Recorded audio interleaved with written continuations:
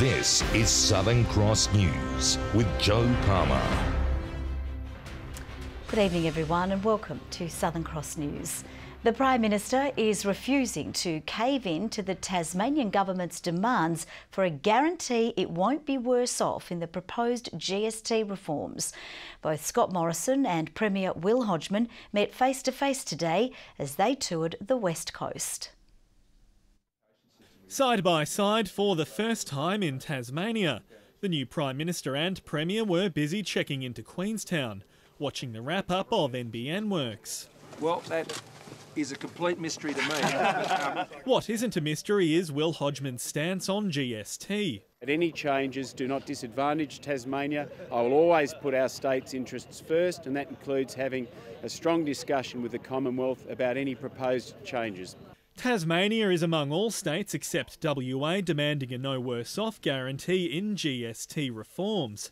But Scott Morrison insists they should accept this promise. What we've got is a better off guarantee. We've got a better off guarantee of over $1 billion of additional investment in the GST pool, which is indexed forever, which means $112 million extra. Today he also followed in the footsteps of one former PM, throwing his support behind pumped hydro. Unsurprisingly, State Labor is using the Prime Minister's first visit to Tasmania to go on the attack, not just on the Prime Minister's commitment to the state's share of GST, but also renewable energy. The Prime Minister in Tasmania today, the renewable energy state, needs to commit to a renewable energy target that is fair and provides certainty for investment. But GST will likely be the elephant in the room when he addresses the State Liberal Council tomorrow. When you have all states and territories except for WA saying we need a legislative guarantee so we're not worse off, that really does say a lot about this plan that the Prime Minister's put up. Both leaders still walking together, at least for now. Sean McComish, Southern Cross News. Continuing his tour of Tasmania, the Prime Minister will deliver the key speech at the Liberal Party State Council this weekend. Our reporter Michelle Wisby joins us now. Good evening, Michelle. Members of the Liberal Party are already getting together tonight. What's on the agenda? Good evening, Joe. Yes, I'm here at Bell Reeve, where members of the Tasmanian Liberal Party have started gathering this evening ahead of the State Council tomorrow. As we've just seen, the new Prime Minister, Scott Morrison, was out on the West Coast today. And as part of his whirlwind visit, he will give a speech to the State Conference here tomorrow morning. He will be under pressure to answer further questions about GST funding and other deals promised to the state. The Council is a chance for members to debate the future policies of the party. But looking at the conference agenda, the future of local government is shaping up to be a hot topic. Members discussing whether we really need 29 local councils. And also on the agenda is the privatisation of the ABC and the sale of Hobart's Treasury building, among a number of other motions. So Joe, it's already shaping up to be an interesting weekend ahead. Wonderful. Thank you very much for that. Michelle Wisby joining us there. The Tasmanian woman who made world headlines when she was fiercely bitten by a shark in Queensland and survived has arrived home. 2 weeks after the terrifying ordeal, Justine Berwick is making slow progress during her recovery, today sharing a message for those who saved her life.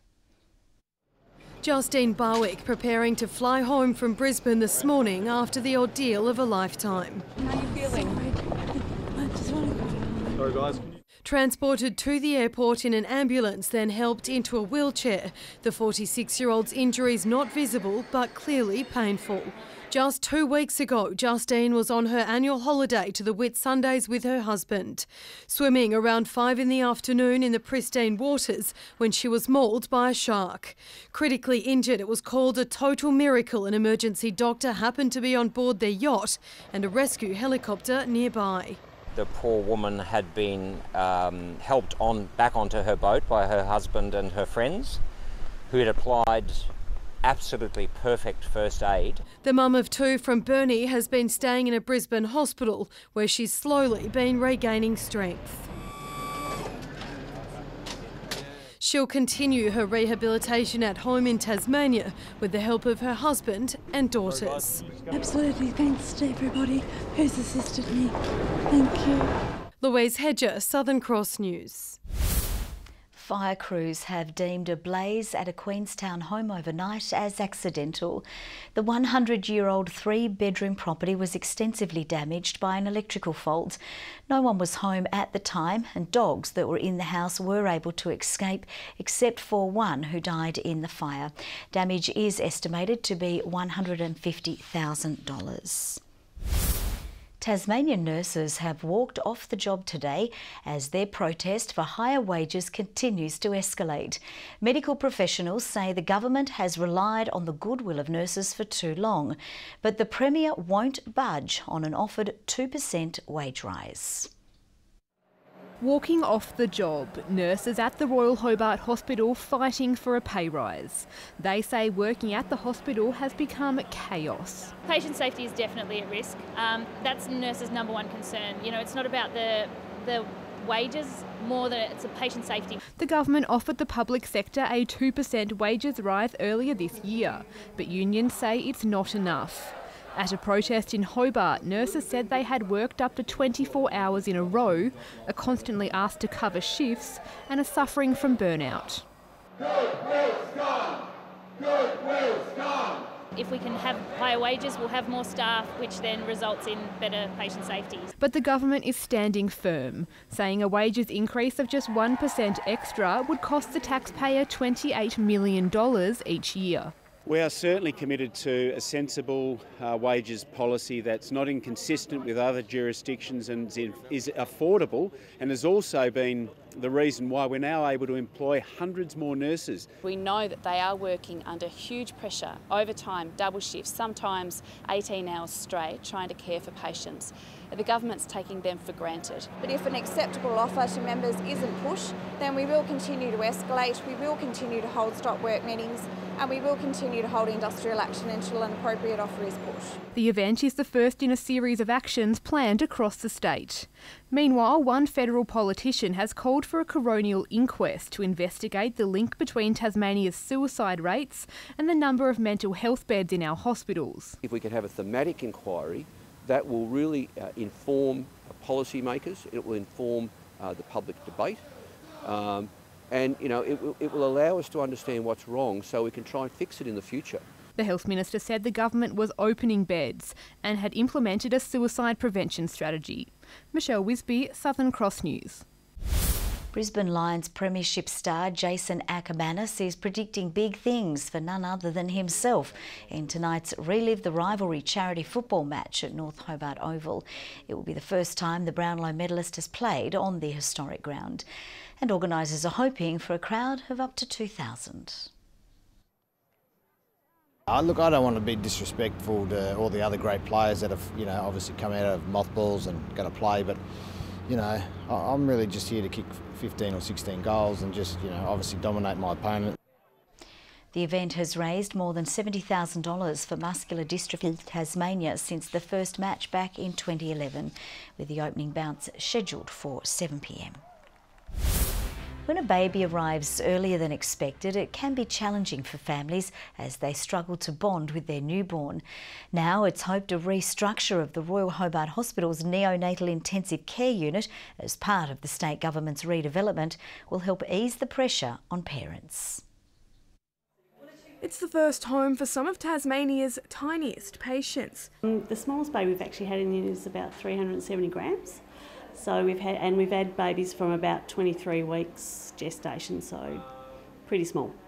For families with premature babies, making memories with their newborn is confined to the walls of the neonatal intensive care unit, some spending weeks in hospital to give their little ones extra care. It can be quite hard on the families. We would encourage them to do a lot of the care, the basic care that we do every day. We encourage them to get them out for skin-to-skin cuddling, or kanga cut care as it's called. Now the planning stages are underway for a restructure of the ward. We are moving from an open plan design where all our babies are in the same room space, and we're going to all individual single family rooms, which will just allow us to provide so much more for our families. Nurses say the extra space will allow families to provide more personal care for their babies. They'll be able to stay with their babies. We're going to have the room set up so that there'll be a sleeper chair. An addition meaning exhausted parents will also have the option of staying the night. Families are not going to be separated like they potentially are now when the families have to go home at the end of the day and the babies stay with us. It's hoped the move will be complete by October next year. Judy Augustine, Southern Cross News. A group of Tasmanian gamers is celebrating universal success with the launch of another instalment of its locally produced video game. The team behind the game Party Golf today announcing its latest project, Party Crashes, will soon be used by thousands on the global market. It's one in a set that we're actually creating of party platform games, which basically means that we're getting a whole lot of people sitting in a room playing games together, yelling, screaming, having a great party time. And for us, this is the first time that we've managed to release a game on lots of platforms at the same time, so we're really excited to be out on PlayStation, on Switch and on Steam all at the same time. The organisation says producing games here in Tasmania helps keep developers in the state. Tasmanian artists who've been affected by mental health issues have entered their artwork in the latest exhibit to open at the Queen Victoria Museum and Art Gallery in Launceston. Minds Do Matter is now in its third year and aims to reduce the stigma associated with mental illness by drawing more attention to the therapeutic value of art. The art in this exhibition has come from artists right across the state. We've got 80 pieces this year, and as you can see, we've got a huge range of different kinds of art forms. We've got paintings, we've got drawings, we've also got quite a lot of three-dimensional work, and we've even got some multimedia pieces. The exhibition opens to the public tomorrow. Miniature enthusiasts are preparing to show off their wares this weekend at the Dollhouse and Miniature Show.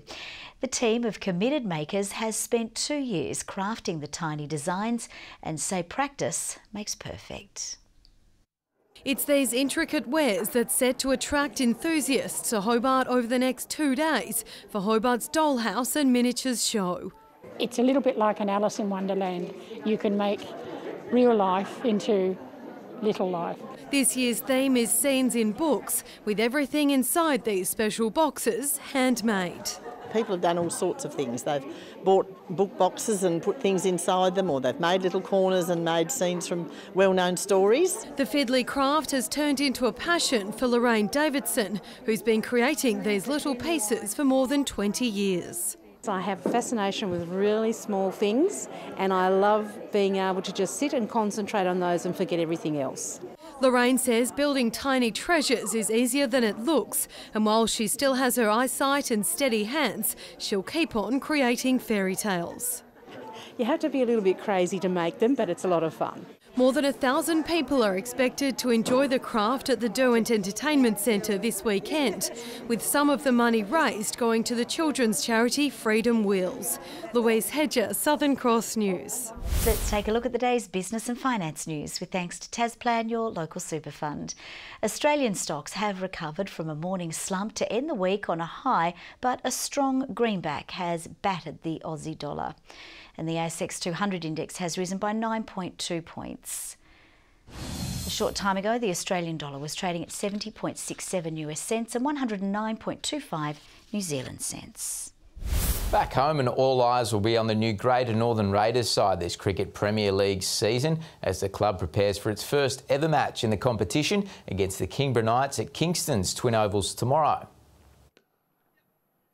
We want to do well. Obviously there's a little bit of pressure bringing in a new team from an entire region. We don't want to let anybody down. While former Tasmanian Roar/Tigers star Emily Divins says expect a hotly contested season in the women's competition when it gets underway on October 21. The girls is picking up all the time. I think with the increased professionalism of the Tigers and the Hurricanes girls, it's just gaining momentum all the time. So I think we'll just continue to see a stronger and a more even competition.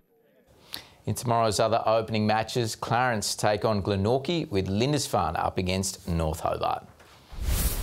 Meantime, the Tasmanian Tigers are in the hunt for JLT One Day Cup success, with the 14-man squad flying out of Hobart today.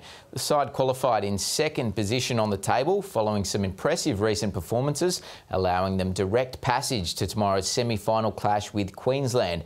The winner will proceed to the Cup final in Melbourne next Wednesday against either Western Australia or Victoria.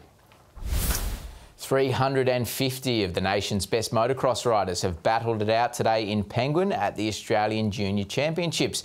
Day 6 of the event saw some both success and tragedy on the track, with crowd favourite Regan Duffy's dream of taking out his category suffering a hit. Starting out as title favourite, Regan Duffy was quietly confident heading into this afternoon's 125cc under-15s race, taking out a win already in the class today. Today's been better. I've been getting good starts and pulling away and winning with a good gap, so hopefully keep doing that. But it wasn't to be, crashing out just a few minutes in. Desperate to make up time, he ploughed through, racing to 5th position when tragedy struck again. Paramedics rushing to him after he crashed on a jump. Ty Jones was able to capitalise on the dry track conditions, taking out first place. Yeah, I got off to a great start, which I've been struggling all week with, and got a good start, and I just tried to go from there with consistent laps and just beat that one lap by one lap and just try and keep going, be smooth and consistent. The Queenslander now in with a shot at taking out the class. I think I'm sitting in second. I'm not too sure. I haven't really looked, but tonight I'll have a look and see what I need to do tomorrow. While Duffy is looking likely to take out the 250cc class with finals tomorrow. Tasmanian product Cooper Ford has been racing for 4 years and has had a solid run so far in the 65 and 50cc classes. It's a pretty good track, except it gets rough very quickly. Racing will finish up at 2 p.m. tomorrow. Jessica Moran, Southern Cross News. He's been a horse that most trainers could only dream of having in their stables, and now Tasmanian-trained Helliver Street is poised to reach a massive career milestone. But it's not just the star gelding that has her trainer Scott Brunton buzzing. Brunton couldn't always see the potential in his star performer. Young bloke who used to ride a track work back in the day and said, "This is the best horse you've got." And I said to him, "If it's the best horse I got, I'm in trouble." So yeah, you eat your words down the track. Winning 16 of his 40 starts, the 8-year-old gelding is now sitting just short of the $1 million prize money mark. Helliver Street from supply and demand, and it's Helliver Street. Close, we're awfully close. We're 56,000 off it. Let's just hope he does it, mate, because he's by the post out of the back gate, and he's only a little fella, as you can see, but he's a terrific animal. Helliver Street has a chance to reach the milestone next Saturday at Caulfield in the Toorak Group 1 handicap. But if he falls short there, Scott's son Angus says it's only a matter of time. I have a feeling he's going to win the Thomas Lyons. I have a feeling. Yeah, why is that? Because he's won it 2 years in a row. We knocked back big money for him, so he's got to perform for us. And while Helliver Street has proved life-changing for the Brunton stable, Scott says he's got one young horse possessing the potential to become even better in 4-year-old gelding Mandela Effect. Hopefully it's a bucket of gold, we'll see, but he's a really nice horse. I'm going to bring him along slowly, got high expectations, but small steps are good steps. And with several of his stock bound for the mainland for the Spring Carnival, it could prove a very memorable and profitable couple of months for the Brunton team. It's a huge buzz around the stable at this time of the year, especially when we're blessed enough to have 4 or 5 horses that are good enough to go over and contest, and that's what you work towards every year. It was a very colourful stable too, Joe. We had a lot of fun shooting that story. Excellent. Looked like you did too. Thanks so much for that, Tom. Good evening. Temperatures close to or just below average today. Hobart, Burnie and Devonport 15. Launceston reached 17 degrees. Some light shower activity over the north, but fine and partly cloudy conditions were the norm. St Helens, Friendly Beaches, Ouse and Flinders Island 17. Smithton and Grove 16. King Island, Low Head and Strawn 15 today. Lyoweeney recovered from a -3 to post 12 degrees. Low-level cloud today, mainly over parts of the north and southwest of the state. Meanwhile, a middle-level cloud band extends across eastern New South Wales and southeast Queensland. Convective cloud covers large sections of southern WA and western South Australia.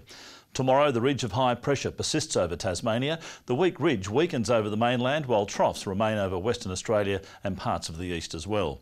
The wind's mostly light and variable. They'll tend easterly over northern waters and south to southeasterly up the west coast. Hobart tomorrow, partly cloudy and 17 for Medina, early fog for Oatlands, a top of 16 later. For Launceston, early fog but fine in the afternoon, warming up to 18 degrees, 16 for Devonport and partly cloudy, and early frost for Liaweenie, a high of 13 degrees. Burnie partly cloudy and 16 also for Strawn and Marrawar with clear conditions but a bit of cloud but no rain. St Helens partly cloudy and 17, Swansea and Orford both with that same forecast. And for Sunday, fine until showers develop over the northwest during the evening. Showers for the northwest on Monday, extending southwards later, and on Tuesday a few showers across the island, contracting to the south and east during the evening.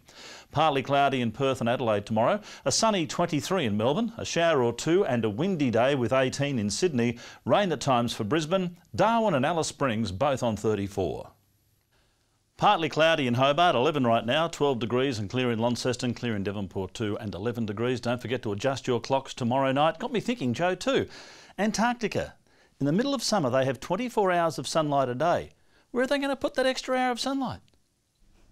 I don't know. We'll let them worry about that, hey? Don't you worry yourself about that one. Well, that's all from the Southern Cross News team for now. Have a lovely evening, and we'll see you again a little later. Bye-bye.